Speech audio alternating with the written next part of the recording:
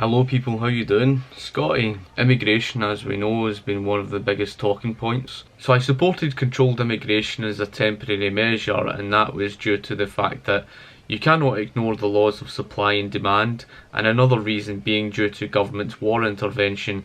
And government's war intervention created a type of people who wish to come here and harm us. I can understand people's logical argument for why they would stand against that, and rightly so.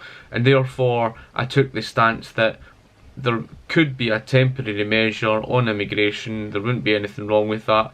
But then, of course, I did believe that within a free market economy, you would have the free flow of immigration.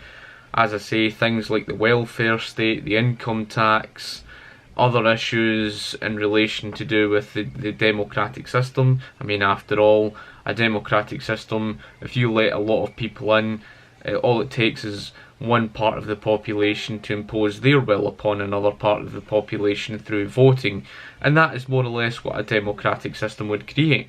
Therefore, I'm not really in support of the democratic system. The opposition to that view was an argument they put across that, well, okay, Scott, that's all well said and done, but we have to acknowledge the fact that there's cultures that do not value our way of life. And you know, that's a logical argument. I can understand the reason.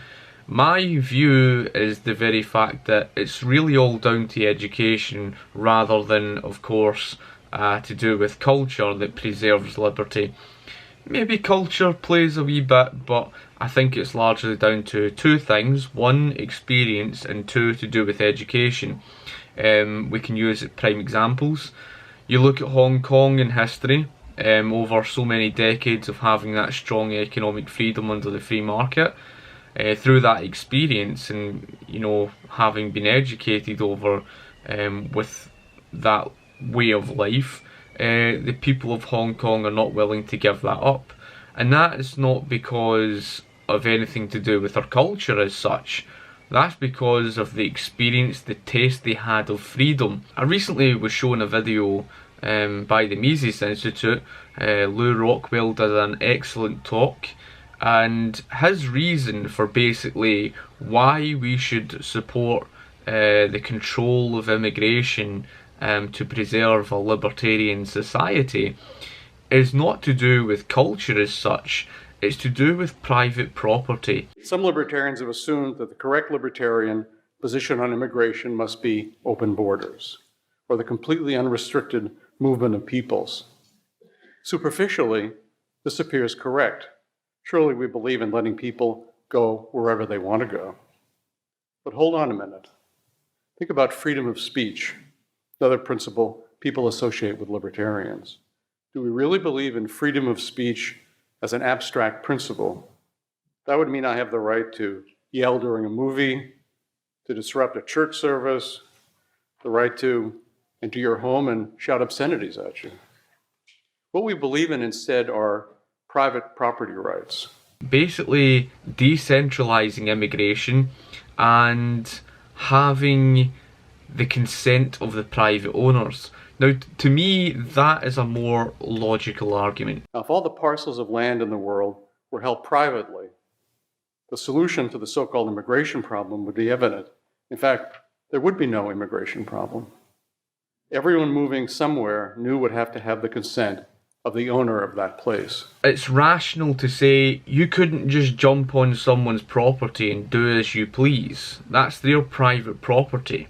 You need their consent. The correct way to proceed, therefore, is to decentralize decision-making on immigration to the lowest possible level, so we approach more meticulously and closely the proper libertarian position in which individual property owners consent to the various movements of peoples.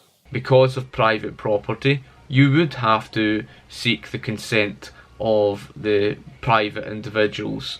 You couldn't just let people run rampant all over their private land or their private business or whatever.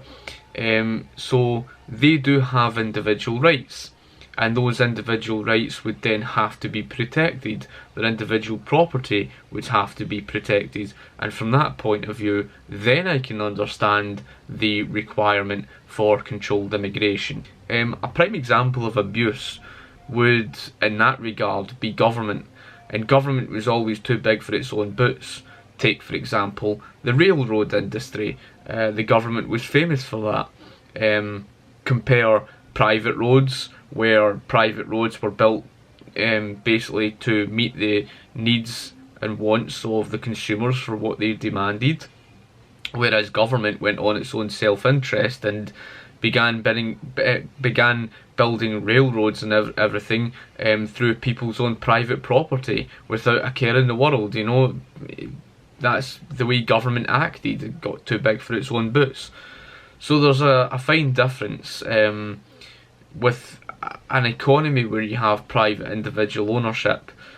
Seeking consent is the most rational thing to do, whereas if you were to compare that to government with the use of coercion, that's an entirely different story. So I hope I've cleared something up for you. Maybe you have taken something from this. If you do wish to view the video on Lew Rockwell from the Mises Institute of his logical and rational argument, then I will leave the video in the description area below.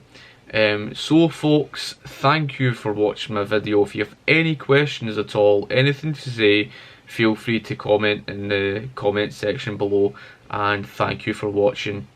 Cheers.